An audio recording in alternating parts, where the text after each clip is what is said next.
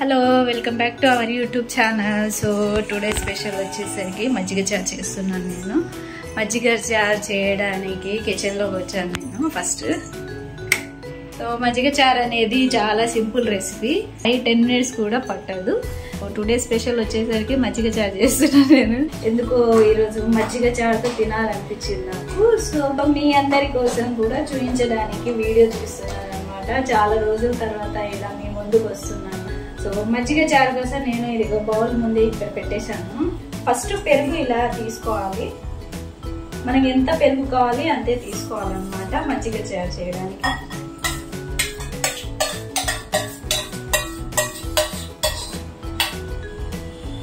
దీంట్లో పెరుగు వేసేసాను నేను. సాల్ట్ కూడా అంతే, మనకు ఎంత కావాలి అంతే వేసుకోవాలా, ఎక్కువ వేసుకోకూడదు. సో నాకు ఎంత క్వాంటిటీ కావాలి సాల్ట్ అంతే వేసుకుంటున్నాను.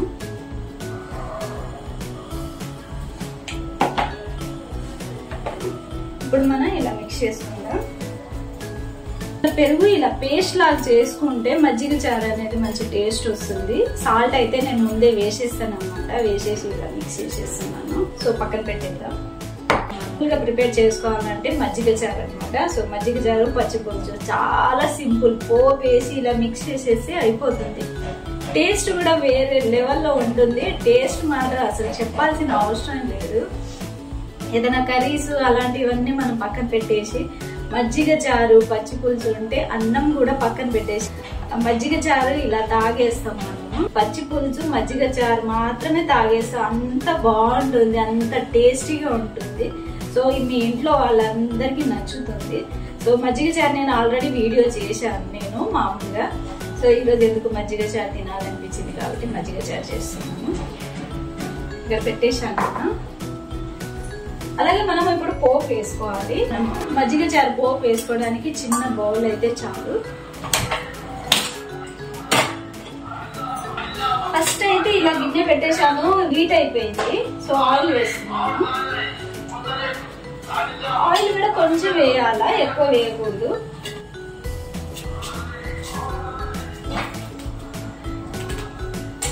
ఇప్పుడు ఆయిల్ హీట్ అయ్యే లోపు మనం ఒక ఆనియన్ కట్ చేసుకుందాం.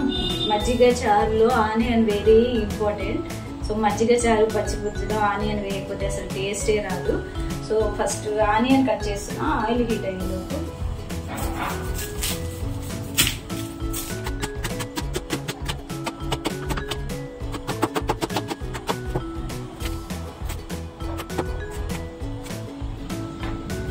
ఆనియన్ కట్ చేసుకోవడం అయిపోయింది.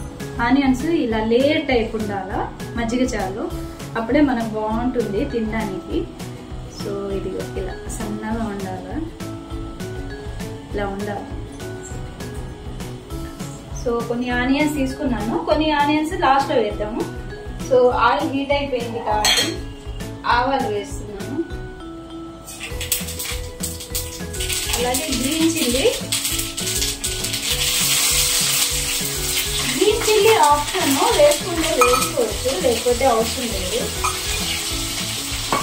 అలాగే జీలకర్ర, అలాగే రెడ్ చిల్లీ,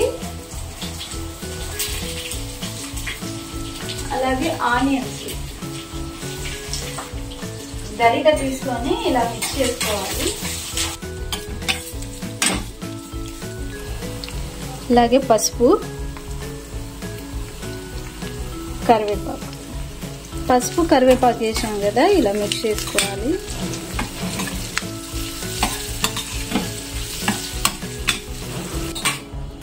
ఇలా ఒకసారి ఇలా మిక్స్ చేసుకున్నాం కదా, కరివేపాకు వేసాం కదా.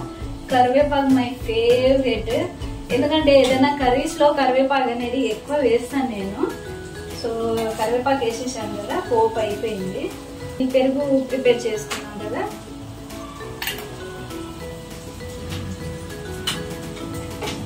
పెరుగులో వేసుకోవాలా ఈ పోపు.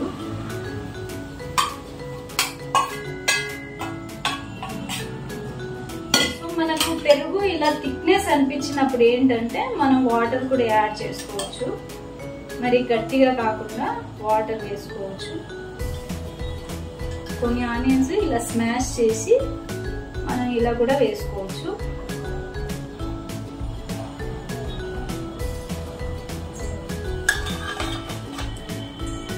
సో నాకు అవసరమైన అన్ని ఐటమ్స్ పక్కన పెట్టేశాను.